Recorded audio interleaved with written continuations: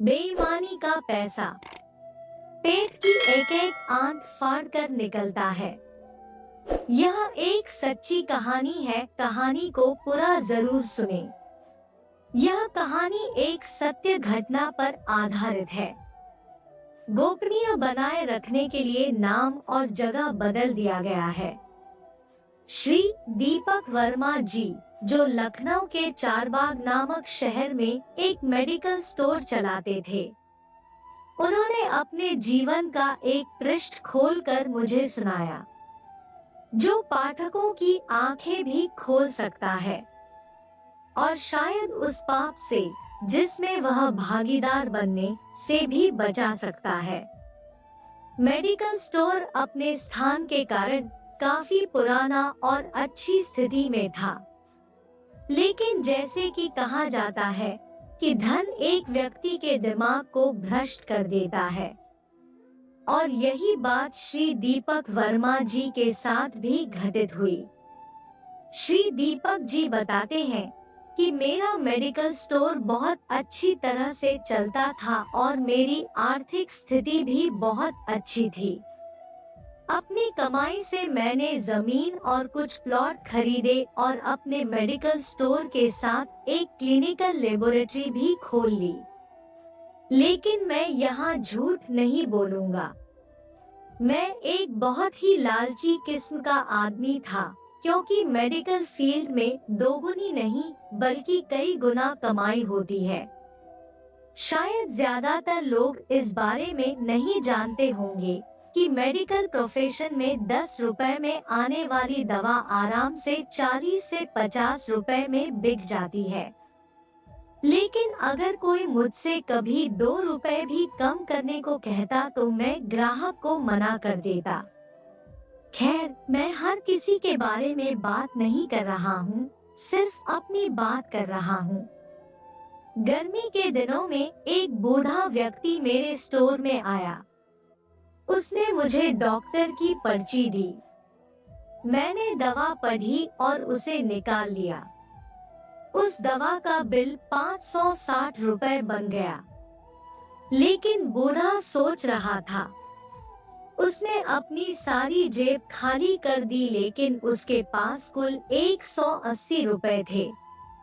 मैं उस समय बहुत गुस्से में था, क्योंकि मुझे काफी समय लगा उस बूढ़े व्यक्ति की दवा निकालने में और ऊपर से उसके पास पर्याप्त पैसे भी नहीं थे।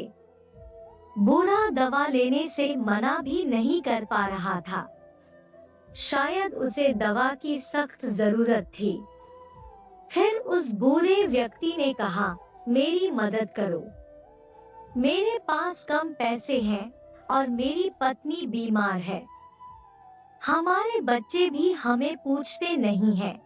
मैं अपनी पत्नी को इस तरह वृद्धावस्था में मरते हुए नहीं देख सकता। लेकिन मैंने उस समय उस बूढ़े व्यक्ति की बात नहीं सुनी और उसे दवा वापस छोड़ने के लिए कहा।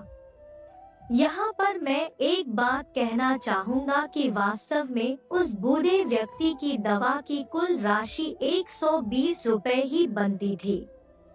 अगर मैंने उससे 150 रुपए भी ले लिए होते तो भी मुझे 30 रुपए का मुनाफा ही होता। लेकिन मेरे लालच ने उस बूढ़े लाचार व्यक्ति को भी नहीं छोड़ा।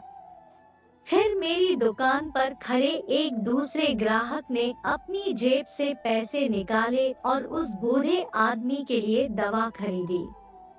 लेकिन इसका भी मुझ पर कोई असर नहीं हुआ। मैंने पैसे लिए और बूढ़े को दवाई दे दी। वक्त बीतता चला। मेरे इकलौते बेटे को ब्रेन ट्यूमर हो गया। पहले तो हमें पता ही नहीं चला, लेकिन जब पता चला तो बेटा मृत्यु के कगार पर था। पैसा बहता रहा और लड़के की हालत खराब होती गई। प्लॉट बिक गए, जमीन बिक गई और आखिरकार मेडिकल स्टोर भी बिक गया, लेकिन मेरे बेटे की तबीयत बिल्कुल नहीं सुधरी।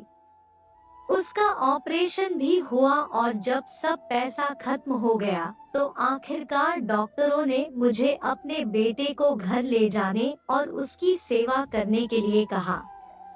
उसके पश्चात मेरे बेटे का निधन हो गया। मैं जीवन भर कमाने के बाद भी उसे बचा नहीं सका। फिर मुझे भी लकवा मार गया और मुझे चोट भी लग गई। आज जब मेरी दवा आती है तो उन दवाओं पर खर्च किया गया पैसा मुझे बहुत काटता है, क्योंकि मैं उन दवाओं की वास्तविक कीमत को जानता हूँ। एक दिन मैं कुछ दवाई लेने के लिए मेडिकल स्टोर पर गया और 100 रू का इंजेक्शन मुझे 700 रू में दिया गया। लेकिन उस समय मेरी जेब में 500 रुपए ही थे और इंजेक्शन के बिना ही मुझे मेडिकल स्टोर से वापस आना पड़ा। उस समय मुझे उस बूढ़े व्यक्ति की बहुत याद आई और मैं घर चला गया। मैं लोगों से कहना चाहता हूँ कि ठीक है कि हम सभी कमाने के लिए बैठे हैं, क्योंकि हर किसी के पास एक पेट है। लेकिन वैध तरीके से कमाएं, ईमानदारी से कमाएं। गरीब लाचारों को लूट कर कमाई करना अच्छी बात नहीं है, क्योंकि नरक और स्वर्ग केवल इस धरती पर ही है, कहीं और नहीं। और आज मैं नरक भुगत रहा हूँ। पैसा हमेशा मदद नहीं करता। हमेशा ईश्वर के भय से चलो। उसका नियम अटल है, क्योंकि कई बार एक छोटा सा लालच भी हमें बहुत बड़े दुख में धकेल सकता है।